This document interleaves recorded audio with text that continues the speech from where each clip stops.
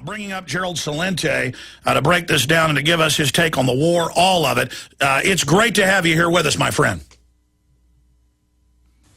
As we look at the war, it's what we had said it was going to be. The first great war of the 21st century has begun, and there can be no doubt about it. You said that 2 years ago. How did you know? Well, because the global Ponzi scheme is collapsing. What happened was when the bailout bubble, the bailouts began in 2008, we said when the bailout bubble bursts, the next thing they'll do is take you to war. It's history repeating itself. The song is the same. The tune is different. Figure it out. 1929, the Panic of '08. The Great Depression, the greatest recession. The only reason the recession hasn't turned worse in the United States is because of all of that digital money that they keep pumping into the system to keep the banks afloat. And then you look at the currency wars going on today. Hey, guess what? They went on back then. The next thing is trade wars and then real wars. So we're looking at what's going on over in the Middle East and North Africa. This is also going on, actually, in the UK. You just saw, what, 500,000 people take to the streets last week. The only difference is, back in the European countries, as they're getting shafted, they're still living under the illusion that they'll be able to change it at the ballot box. They still believe in that. But over in these other countries, when you have dictatorial, autocratic, or monarchs ruling, they know that the only chance is to overthrow that government. And the globalists, by increasing food prices via dollar devaluation, knew the rebellions were starting, so they started the dominoes going themselves to try to put their new people in. And now in Egypt, the new government has banned all protest. What do you make of this, Gerald Celente? Fox News. Al-Qaeda leader dined at the Pentagon just months after 9/11 while he was on the most wanted list. Now Anwar al-Awlaki's in the news saying Arab revolt's a boost for al-Qaeda, that it's great what's happening in Libya, and the CIA-trained leader of the rebels admits the core of their troops are al-Qaeda. So how do they have it both ways? Al-Qaeda bad, give up all your rights so they'll get you in the night. They're hiding under every bridge. They're hiding in your closet, under your bed, under your table, your coffee table. But at the same time, al-Qaeda good. Look, am I an extremist that I don't like al-Qaeda? Are we wrong to not like al-Qaeda? Who is al-Qaeda? Well, according to General Petraeus, there are only, 100 of them left in Afghanistan. And what do we got? Over 100,000 troops over there. You talk about overkill. But, hey, they still can't find Osama bin Laden. No, they're going to use, you know the story. They keep using fear to keep the military-industrial complex alive. Look, I have to read this, Alex. Unfortunately, I had to watch all of President Obama's speech the other night because I need to know every detail that they're talking about. It's very painful to watch this show on the road. But here's what he said. I've made it clear that I will never hesitate to use our military swiftly, decisively, and unilaterally when necessary to defend our people, our homeland. So far, that's not too bad. Our allies and our core interests. Since when did this enter into the picture? So in effect, he's abrogated the Constitution. He's unilaterally decided that whenever he believes what a core interest is, like flourishing fields of broccoli in Libya, not their sweet crude oil, then it's an excuse to intervene. Or our allies? What allies? Hey, how about that ally over there in Bahrain? You know, that guy that's killing his people? Don't talk about that one. Why not? Hey, couldn't be because the Fifth Fleet is there. Alex, they're getting us into war. The whys, the hows, and the ifs really don't make much of a difference because the story is going to change like that. How about this for a change of script really quick? Go back 2 weeks ago. Why did we get involved in Libya? I remember why. They said because the Arab League asked us. Oh, you mean the Arab Little League? Where are they? Oh, Qatar's sending a couple of airplanes. Qatar. Hey, those are the people that own Al Jazeera, right? Yeah, that's right. And haven't they been fomenting this war in Libya? Yeah. And why? Hey, couldn't be because in all of the public eye, Gaddafi and the emir over there had it out at an Arab League meeting. So we're getting dragged into this stuff. And one more thing, and I want to make this really clear. You know how you hear all the time, you know, if only women were in charge, we wouldn't be going to war. I just read in the New York Times that toilet paper a record, as they would say in the Bronx, that the three people pushing this war after the U.S. military didn't want to get into it in Libya were none other than Hillary Clinton, Samantha Powers, who's the national security, and Rice over there at the ambassador to the UN. These are the three women that pushed this war. So I'm tired of hearing this stuff that if only women were in charge. So when we're looking at this war, let's understand what it's really all about. It's about the same reason why we're in Afghanistan and in Iraq. All of the precious minerals and natural resources, pipeline routes through Afghanistan, and Iraq sitting on what? The second largest oil reserves in the world. And it's the same thing for Libya. People could care less about Libya if it wasn't about the oil, just like they don't care. As we're speaking now, the hypocrisy cannot be clearer. 450 people killed in the Ivory Coast. A million are fleeing their homes as a civil war is breaking out.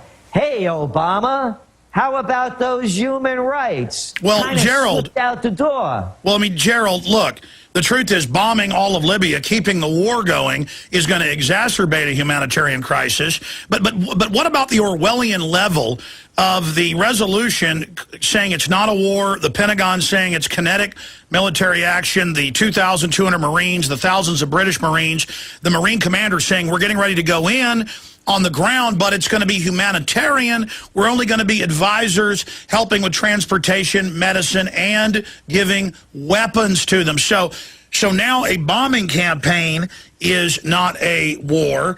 Now ground troops is not a war. And we're not even hearing about Fukushima, whose reactor number 2 went into full meltdown and melted out of its container down into the groundwater. Total Chernobyl now. And the government's saying nothing to worry about. I mean, this is incredible. Heil Obama. I mean, look, they just abrogated all our rights. Where's the people rising up and standing up? We just saw him on television saying he will do. There were 22 I's in his speech. I ordered this, I want that, I believe this. Hey, whatever happened to we the people? And I don't want to upset anybody now, but I thought that was part of the whole deal. No, we the people don't count for anything. You have these megalomaniacs running the White House, running foreign policy, and running the world, whether it's Sarko, the little American over there, that little weenie Cameron, that little Eaton boy over there in the UK. I'm sick and tired of these people getting us into war. If they want to, quote, take out Gaddafi, go do it, man to man, woman to woman. We could balance the budget, put it on pay-per-view. Everybody will love it. Let's put a 50-pound pack on Hillary and let her, with a parachute, jump out of an airplane over Tripoli if she's such a commando. But going back to this, you're going to need a big parachute with another 50 pounds on that. but I mean, Gerald, looking at this, Obama, as you said, it's federal law. It's the Constitution. He had to get authorization from Congress. At least Bush got a resolution from Congress authorizing force. It was still an illegal criminal war. They've just dispensed with the Congress having any power, and the Congress is servile, other than Ron Paul and Rand Paul, and are just saying, great, we'll do whatever you say, Der Fuhrer. Yeah, Kucinich also came out against it. But you're right. And that's exactly what's going on. And then read Obama's statement. I'm sure you have it, back from 2007, December, at the Boston Globe. when he was asked about what are the war powers? He said Congress should always be consulted, the American people. The president can't do this on his own. Biden said that he would impeach Bush if he attacked Iran without congressional authorization. But now it doesn't matter. And now a lot of these liberals, they are liking war right now. They're feeling powerful. You know, that was what I was going to say next. The Whimpocrats are the worst. That quiche-eating grin and that balsamic smile. When their guy does it, it's okay. You know, it's all right when Obama does it. They'll make up any excuse. If Bush was in there now, they'd be bashing Bush. You know, they're more disgusting than anybody. My line is, conservatives believe, liberals lie.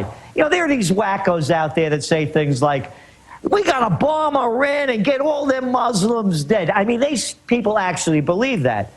The liberals have the intellectual capacity to know that they're lying to themselves.